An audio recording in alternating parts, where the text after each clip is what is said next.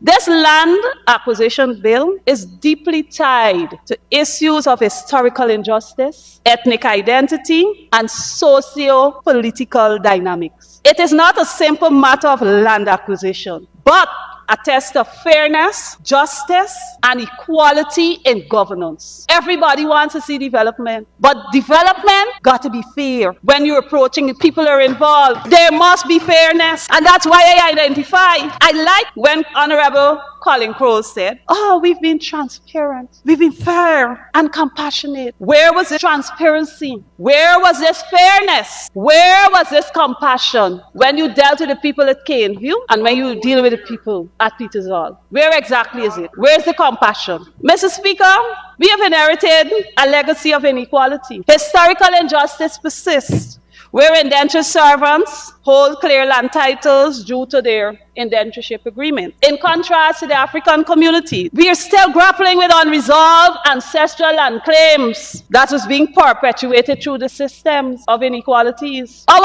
ancestors lost their lives. Some of them worked tirelessly, many worked tirelessly to build infrastructure, dig the canals with their hands, the drains, pull the canes, and all these things they would have done. Their culture, their identity was taken from them. Mr. Speaker, the current approach symbolizes a dystopian reality. It is marked with suffering, injustice, and abhorrent practices. It deepens existing divide. So we come with an amendment. How do we help? What are we doing to assist all of this? We got this legislation, we got the laws, we got all these things. But what are we doing? There are so many issues that need to be addressed. So why don't we address them if we're amending? Why don't we address them if we're amending the laws? Why are we just being selective in deciding that adequate and prompt payment is enough? What is adequate for an individual who live over 50 years on their land, toilet, grow their family, everything right there, as against someone who came to the same area and probably lived for a year. And yes, they might have a fancy house,